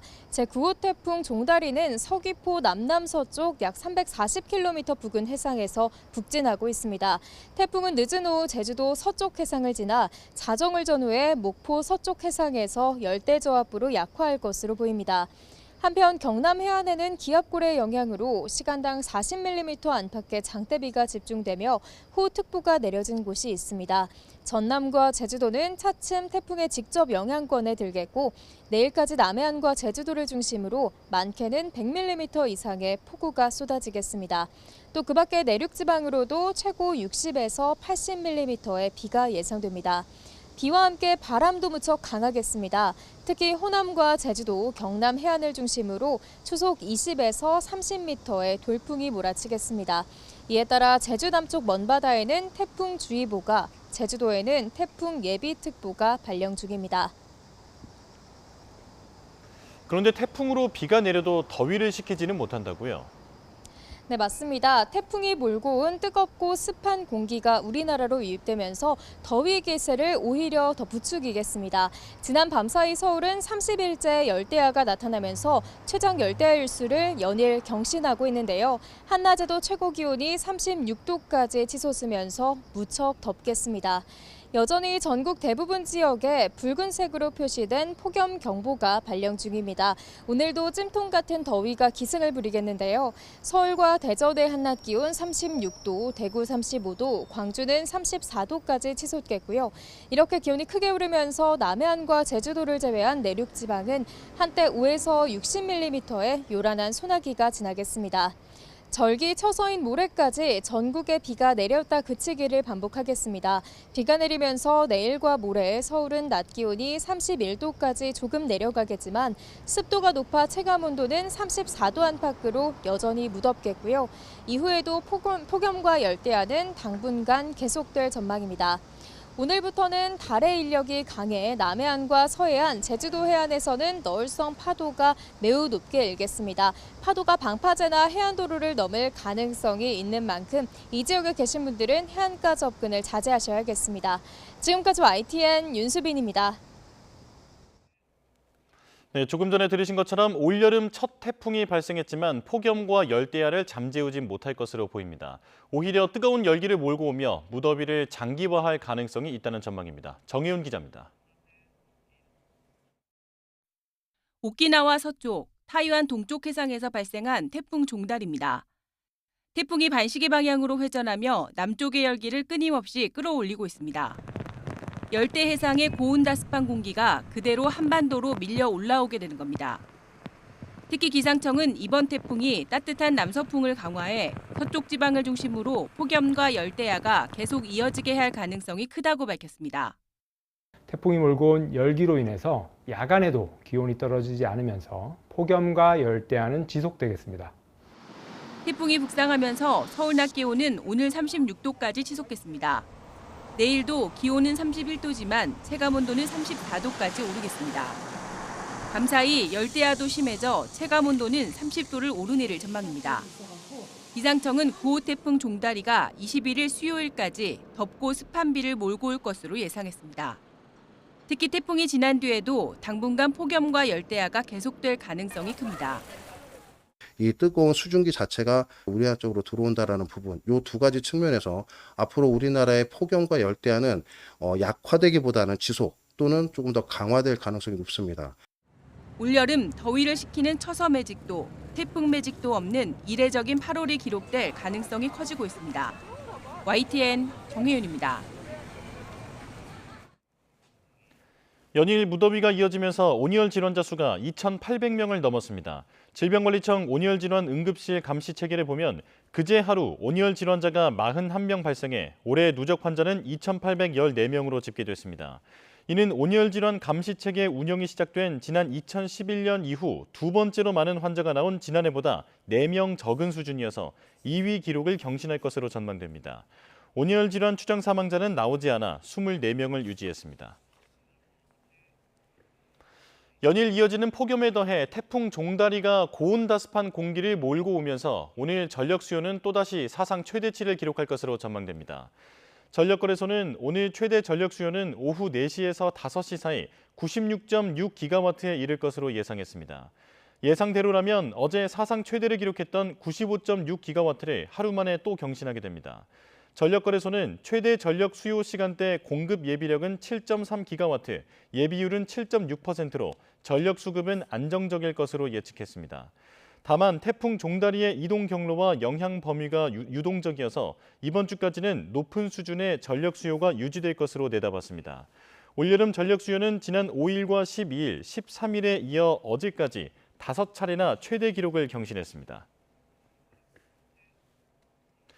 열대야가 이어지는 무더운 날씨에 전기 사용량이 늘면서 정전 소식도 많이 전해지는데요. 대부분 변압기에 문제가 생겨 발생합니다. 자칫 화재로도 이어질 수 있어 정부 차원의 노후 변압기 교체 사업을 확대하는 등 대책 마련이 시급하다는 지적입니다. 윤태인 기자입니다. 부산 연제구에 있는 한 아파트. 깜깜한 1층의 주민들이 모여 바람에 더위를 식힙니다. 298세대 주민들은 하루 동안 이어진 정전에 무더위와 씨름해야 했습니다. 경기 고양시에 있는 660여 세대 아파트 단지도 열대야 속에 전기 공급이 끊겨 주민들이 고통을 호소했습니다. 당황스럽고 날씨는 덥지만 않고 열대야만 아니더라도 좀 참겠는데 많이 답답하죠. 무더위에 전력 소비가 커지자 변압기가 감당하지 못한 겁니다. 산업통상자원부 자료를 보면 1991년 이전에 지어진 아파트는 세대별 전력 사용 설계용량이 1kW 수준. 모든 세대가 동시에 1kW의 전력을 사용하는 경우까지 변압기가 견딜 수 있다는 말입니다. 그런데 올해 출시된 7평대 벽걸이 에어컨의 전격 소비 전력이 0.78kW로 다른 가전제품까지 더하면 정전 위험이 높아질 수밖에 없습니다. 전국적으로 공동주택에 설치된 변압기가 20년이 넘은 경우도 전체 6만 8천여 대의 30%에 달합니다. 고장 우려로 새 것으로 교체하려 해도 적게는 2천만 원대 비용이 들어 부담입니다. 설치 후 15년이 지난 노후 변압기를 교체하는 데 드는 비용을 지원하는 사업도 있지만 예산 부족 문제 등 제약이 있어 신청 건수 대비 실제 지원이 되는 경우는 절반도 안 됩니다. 그런데 변압기에 과부하가 걸려 과열되면 정전은 물론 화재로 이어질 수도 있는 것도 문제입니다. 그 전선 이런 것들이 또 문제가 일으킬 수 있어요. 왜냐하면 변압기 용량에 맞게 그 전기 설비라든가 전선 용량 이런 것들이 결정되기 때문에 변압기 손상뿐만 아니고 전선도 손상이 될 가능성이 높습니다. 이에 따라 변압기 교체 지원 사업을 더 활성화하고 아파트 자체적으로도 전기 수요가 가장 높은 시간대에 사용량을 줄일 수 있는 방안을 고민해야 한다는 지적입니다. YTN 윤태인입니다.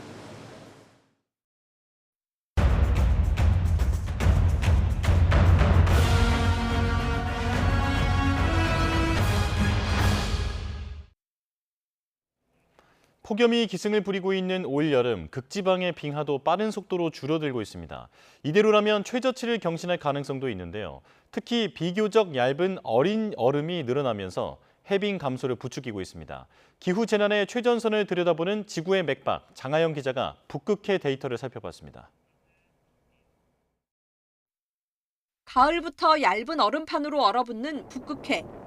이때 생성된 1년차 어린 얼음이 더운 봄과 여름에 녹지 않고 다음 겨울을 맞으면 2년차 얼음이 되고 이후 덩치를 더 키워 웬만한 환경에도 버틸 수 있는 안정적인 해빙이 됩니다. 하지만 북극해의 어린 얼음은 더 이상 여름을 넘기지 못하고 있습니다.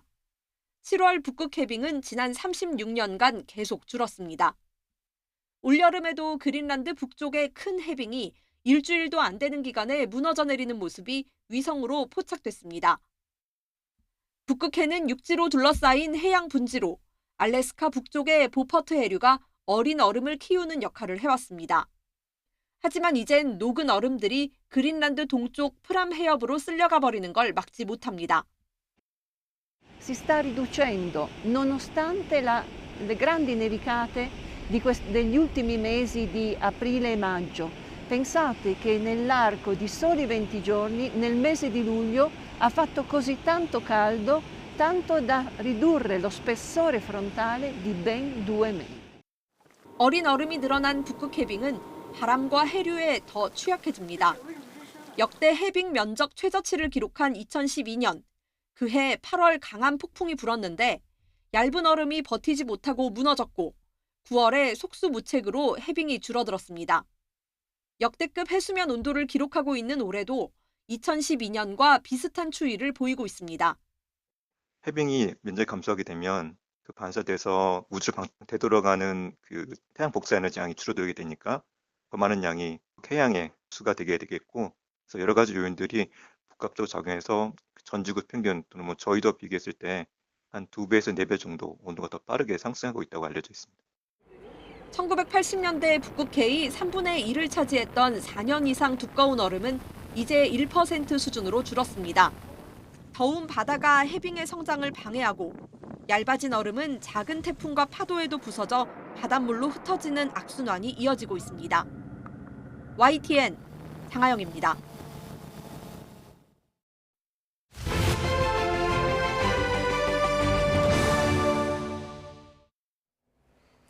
국민의힘과 더불어민주당은 오는 25일 한동훈 대표와 이재명 대표 회담에서 논의될 의제와 배석자 등을 두고 실무진 협의를 이어갑니다. 여야 대표 회담에서는 민생 현안이 폭넓게 다뤄질 것으로 전망되는데 최상병 특검법 등 양측 이견이 첨예한 내용도 논의 테이블에 오를지 관심입니다. 앞서 이 대표는 한 대표에게 특검법과 지구당 부활 문제를 논의하자고 제안했고, 한 대표는 금융투자 소득세 폐지 등을 논의하자고 밝힌 바 있습니다. 네, 국민의힘 한동훈 민주당 이재명 대표가 주도하는 양당 체제가 지난 총선 이후 다시 구축되면서 벌써 차기 대권 경쟁에 들어간 분위기도 감지됩니다. 한 대표는 사회적 격차 해소에 방점을 찍으며 진보 진영의 화두로 활동 반경을 넓히고 있고, 이 대표는 성장론을 거듭 띄우면서 우클릭에 본격 시동을 걸고 있다는 해석입니다. 정인용 기자입니다. 국민의힘 한동훈 대표는 민주당 이재명 대표가 당권 연임 첫 공식 일정을 시작한 날 격차 해소 특별위원회 신설을 꺼내들었습니다. 그동안 급속한 경제 성장을 이뤘지만 정작 격차를 줄이는 노력은 충분하지 않았다며 특위를 구성해 똑같은 비중으로 중시하겠다는 겁니다. 대한민국의 우상향은 개개 국민의 삶의 우상향과 동반될 경우 정말 의미를 가질 수 있습니다. 단편적인 정책 외에 다중격차를 해소하는 컨트롤 타워로서의 역할이 필요한 겁니다. 윤석열 정부 들어 저소득층 생계급여를 대폭 인상하고 얼마 전 전기료 지원 정책도 냈지만 이 정도론 부족하다며 근본적인 양극화 해소책을 내놓겠다는 구상입니다. 일률적인 현금 살포와는 다르다고도 언급해 이재명표 민생지원금법과 차별화하면서도 진보 진영이 중시해온 평등 가치로 외연 확장에 나섰다는 해석도 나옵니다. 다시 거대 야당의 지휘봉을 잡은 이재명 대표는 반대로 보수 진영의 핵심 의제인 성장을 거듭 강조하며 우클릭 행보를 이어갔습니다. 이 대표는 당대표 수락연설 초반부터 멈춰선 성장의 회복과 새로운 기회 창출을 화두로 내세웠습니다. 기후변화와 세계 경기 침체, AI 시대 전환 등 위기를 도전의 기회로 삼아 다시 뛰는 대한민국을 만들겠다는 겁니다.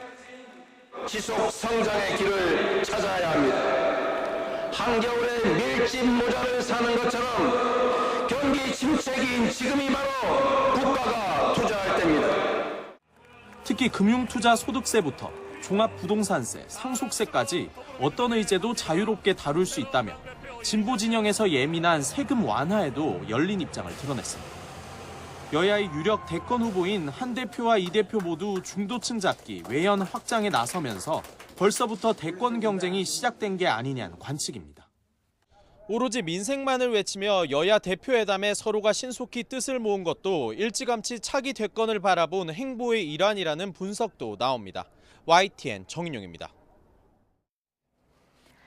대구시가 박정희 동상을 세우겠다고 나선 데 이어 경상북도에서도 동상 건립이 추진되고 있습니다. 모금운동도 진행되고 있는데요. 논란의 인물이라며 반발도 이어지고 있습니다. 허성준 기자가 보도합니다. 어깨띠를 두른 사람들이 시민들에게 전단을 나눠줍니다.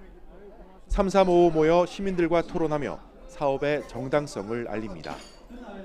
박정희 대통령 동상 건립 추진위원회가 출범식을 열고 본격적인 모금운동에 나섰습니다. 추진위는 20억 원을 모아 경북도청 앞 공원에 높이 8.5m 규모의 박 전 대통령 동상을 건립할 계획입니다. 20억은 9월 말까지 다 모금을 해서 11월 14일 날 박정희 대통령 탄생 107주년을 계기로 해서 그 동상을 준공하기로 결정을 했습니다. 경상북도는 시민 성금이 모이는 대로 지구 단위 개발 허가를 받아 건립 부지를 제공할 계획입니다. 전남도청 앞에도 김대중 전 대통령의 동상이 세워져 있는 만큼 민간 차원의 동상 건립에는 문제가 없을 것으로 보고 있습니다. 앞서 대구시가 동대구역 앞을 박정희 광장으로 이름 짓고 5m 높이의 표지판을 설치했습니다. 홍준표 대구시장은 박 전 대통령의 산업화 정신을 되새겨야 한다며 연말까지 이곳에 동상을 설치하겠다고 거듭 밝혔습니다. 역사의 인물에 대한 공과는 언제나 있는 법입니다. 과만들 주지 말고 공도 우리가 기념을 해야 할 부분은 해야 된다는. 하지만 반발도 만만치 않습니다. 야권과 시민단체는 논란의 인물에 대해 제대로 된 의견 수렴 절차 없이 일방적으로 추진되고 있다고 주장합니다. 더불어민주당이 동대구역 앞 박정희 표지판이 무단 설치됐다며 고발하는 등 관련 사업을 두고 논란과 대립은 계속 이어질 것으로 보입니다. YTN 허성준입니다. 문재인 전 대통령 사위였던 서모 씨의 타이 이스타젯 채용 특혜 의혹을 수사 중인 검찰이 임종석 전 청와대 비서실장을 소환 조사합니다. 전주지방검찰청은 오늘 낮 1시 반 임 전 비서실장을 참고인 신분으로 불러 조사할 예정입니다. 검찰은 이스타항공 창업주인 이상직 전 의원이 2018년 3월 중소벤처기업진흥공단 이사장에 임명되는 과정에 문재인 정부 청와대의 개입이 있었는지 들여다보고 있습니다. 임 전 비서실장은 자신의 SNS에 조사 일정을 공개하면서 불순한 정치 노름에 장단에 맞출 의사가 없으니 사건을 만들지 말고 증거가 있다면 그냥 기소하라고 밝혔습니다. 국회 행정안전위원회가 오늘 세관 직원 연루 마약 수사 외압 의혹을 규명하기 위한 청문회를 엽니다. 증인으로는 윤희근 전 경찰청장과 조지호 신임 경찰청장, 백혜룡 경정 등 28명이 채택됐지만 윤 전 청장은 사유서를 제출하고 불출석하겠다는 뜻을 밝혔습니다. 앞서 서울 영등포경찰서 형사과정으로 재직하던 백혜룡 경장은 마약 조직원들과 세관 직원들의 유착 의혹을 수사할 당시 조병노 경무관으로부터 수사 무마성 외압을 받았다며 의혹을 제기했습니다. 여야는 오늘로 예정됐던 택시 월급제의 전국 확대 시행을 2년 늦추기로 합의했습니다. 국회 국토교통위원회 교통법안심사소위원회는 국민의힘 김정재 의원이 대표 발의한 택시사업법 개정안을 심의한 뒤 이 같은 유예안을 대안으로 의결했습니다. 교통소위위원장인 민주당 문진석 의원은 회의 뒤 의견이 첨예하게 대립하기 때문에 국토교통부가 1년간 택시사업 전반의 발전 대책과 방안을 준비하는 등 2년 유예하는 것으로 결정됐다고 설명했습니다. 명품 가구와 가전 등을 판매하던 쇼핑몰 알레츠가 갑자기 영업 종료를 선언한 가운데 팀원 위메프 때보다 상황이 더 좋지 않다는 이야기가 나옵니다. 일부 직원이라도 남아 초기 대응에 나섰던 팀F와 달리 알레츠는 직원들이 모두 퇴사하고 사라진 상황입니다. 박기환 기자입니다. 지난 16일 갑작스레 영업을 종료하겠다고 발표한 쇼핑몰 알레츠 본사입니다. 월요일 오전이지만 사무실은 모두 텅 비었습니다. 40여 명 직원을 모두 퇴사 처리하면서 아무도 출근하지 않은 겁니다. 정산을 받지 못한 판매자들의 발길만 끊이지 않았습니다.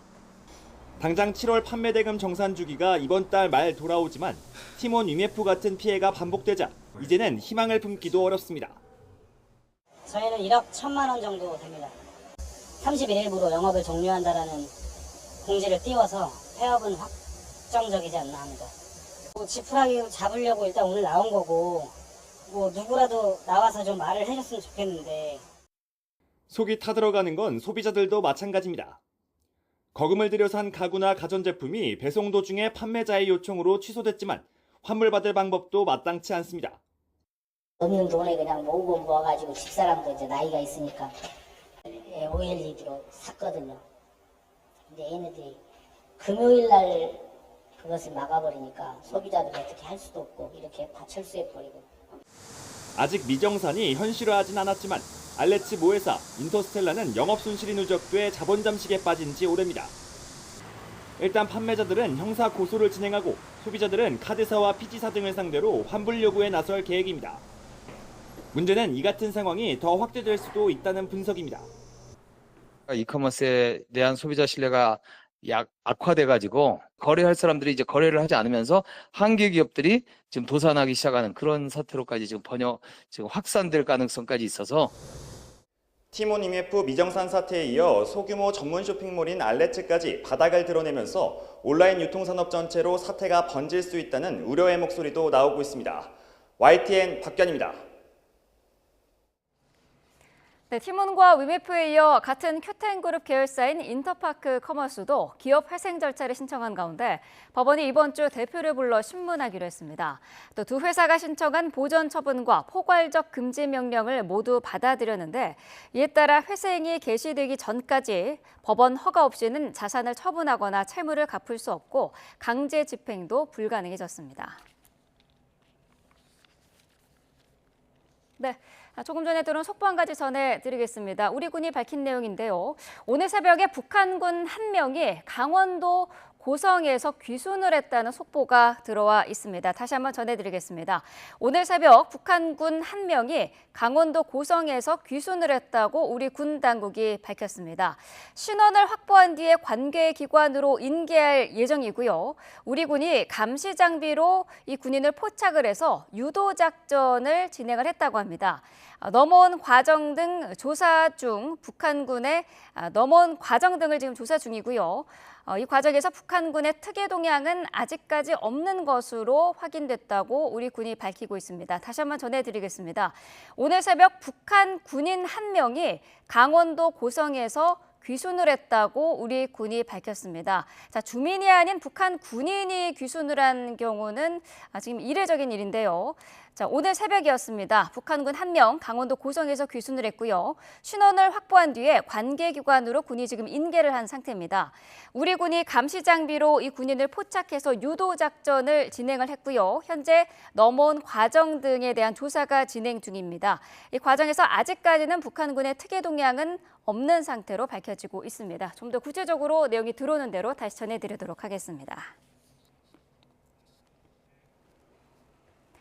네, 액체 상태의 코카인 원료를 국내로 들여와 가공해 유통하려던 일당이 해경에 붙잡혔습니다.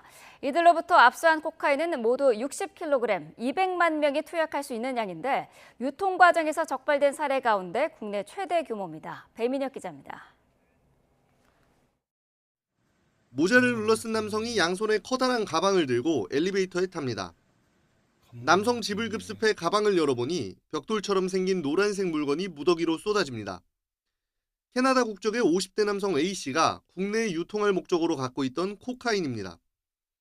해경은 앞서 한강 인근에서 코카인을 거래하려던 한국인 판매책 2명을 체포했습니다. 코카인 소지 혐의, 판매 미수 혐의로 현 시간 긴급 체포합니다. 이어서 캐나다 범죄 조직의 고위급으로 활동한 마약 공급책 A씨를 검거한 겁니다. 이렇게 압수한 코카인만 모두 60kg에 달합니다. 시가로 1,800억 원어치, 무려 200만 명이 동시에 투약할 수 있는 양입니다. 유통 과정에서 적발된 사례로는 국내 최대 규모입니다. A씨는 선박을 이용해 액체 상태의 코카인을 밀반입한 것으로 파악됐습니다. 해경은 특유의 냄새를 감추기 위해 코카인을 액체 상태로 만들고 특수물질을 섞어 선박에 실었던 것으로 보고 있습니다. 그리고 지난 4월부터 6월 사이 강원도에 있는 창고에서 화학 전문가로 알려진 콜롬비아 조직원들을 통해 고체 상태로 가공한 것으로 조사됐습니다.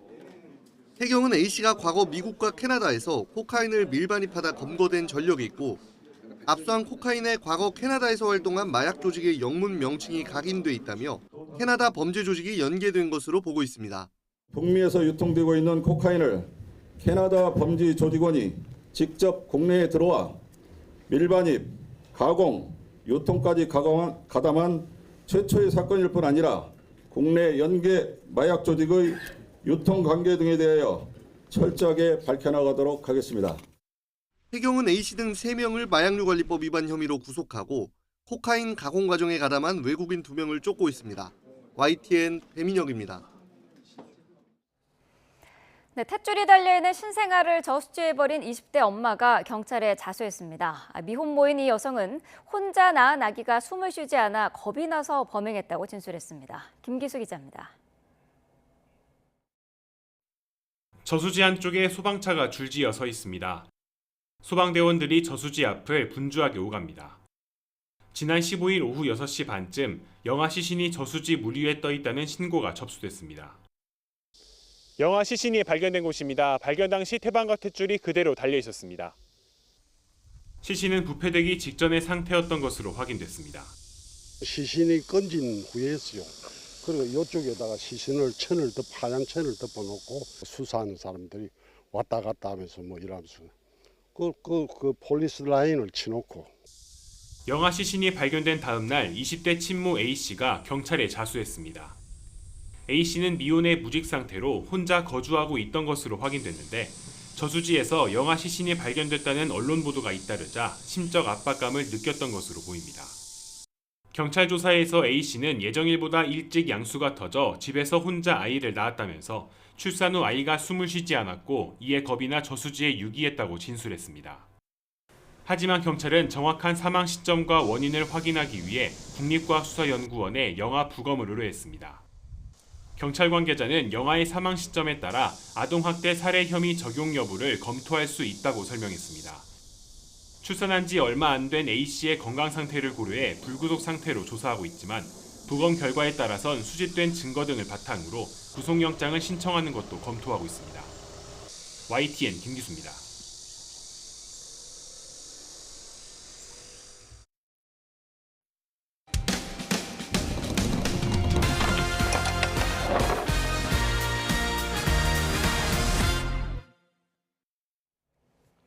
남편의 이혼을 요구한 뒤 정신병원에 강제로 2달 넘게 입원했다는 한 여성의 이야기를 어제 전해드렸는데요. 이런 일이 가능했던 건 법적 보호자들의 동의하에 이루어지는 보호 입원 제도가 있기 때문입니다. 자, 지금 들어온 속보부터 전해드리겠습니다. 소상공인과 관련해서 금융 부담을 완화하는 방향으로 맞춤형 지원이 이루어질 예정으로 보입니다. 자, 온누리 상품권이 역대 최대 수준으로 발행이 됐고 그리고 사용처도 확대될 것으로 보이는데요. 자, 잠재력 있는 유망 소상공인에 대한 빠른 지원을 위해서 자금과 그리고 이커머스를 연동해서 5천억 원을 신설하기로 했다는 소식이 들어왔습니다. 자, 다시 한번 정리해서 말씀드리면 소상공인과 관련해서 금융 부담을 완화하기 위해서 맞춤형 지원이 이루어질 예정입니다. 온누리 상품권의 발행을 역대 최대 수준으로 늘리고 사용처를 확대하겠다는 계획이 조금 전 당정회의에서 나왔습니다. 잠재력 있는 유망한 소상공인을 빠르게 지원하기 위해서 자금과 이커머스를 연동해서 5천억 원 규모의 지원 자금을 신설하겠다라는 입장이 나왔습니다. 자, 다자녀 가구의 전기차 구매 보조금을 최대 2배 확대하겠다라는 지금 계획도 나왔고요.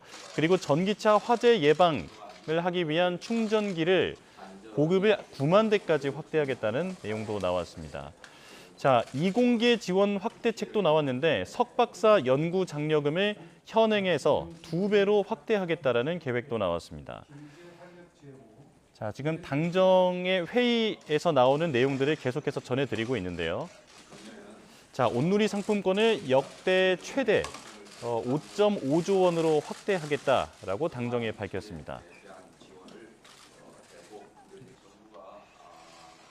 자, 당정의 회의에서 나온 이제 소상공인 관련한 지원책들이 지금 계속해서 발표가 되고 있는데요. 이 부분은 정리해서 잠시 뒤에 다시 한번 뉴스로 전해드리도록 하겠습니다. 남편의 이혼을 요구한 뒤 정신병원에 강제로 2달 넘게 입원했다는 한 여성의 이야기를 어제 전해드렸는데요. 이런 일이 가능했던 건 법적 보호자들의 동의하에 이뤄지는 보호 입원 제도가 있기 때문입니다. 보호 입원제가 어떤 제도이고 문제는 없는지 윤웅선 기자가 짚어봤습니다. 평범한 주부였던 A씨는 정신건강복지법상 보호 입원제를 통해 강제로 정신병원에 입원했습니다. 보호 입원은 법적 보호자 2명 이상이 신청해야 하고 정신질환으로 타인이나 자신에 대한 공격성이 있어 입원이 필요하다는 등의 전문의 진단이 필요합니다. 그런데 A씨는 친정 식구가 아무도 없어 남편과 시댁 식구가 유일한 법적 보호자였습니다. 반대 의견을 낼 가족이 없는 상황에서 이혼을 통보받은 남편과 시어머니가 입원을 신청한 겁니다. 이혼하자고 고지를 했는데 이게 가능한 건가? 진짜 말도 안 되는 그런 생각하거든요. 최초 2주 동안만 가능한 보호 입원을 연장하기 위해서는 서로 다른 정신의료기관에 소속된 2명 이상 전문의의 일치된 소견이 필요합니다. 하지만 A씨의 경우 같은 병원 의사 2명이 입원 연장을 결정했습니다. 게다가 A씨는 처음 입원할 때는 물론 입원 기간이 연장될 때도 의사들 얼굴조차 보지 못했다고 주장합니다. 이에 대해 병원은 의사들이 직접 진단했고 당시 입원 필요성이 있었다며 구체적인 사안에 대해서는 수사가 진행 중이라는 입장을 밝혔습니다. 전문가들은 보호 입원 제도를 개선해야 한다고 지적합니다. 입원이 필요하지 않은데도 일방적으로 입원을 신청하거나 전문의 진단마저 절차가 지켜지지 않을 가능성을 우려합니다. 은밀하게 제도가 악용되는 경우를 막기 위해 법원 등을 통해 절차를 더 공개적으로 진행해야 한다는 목소리도 나옵니다.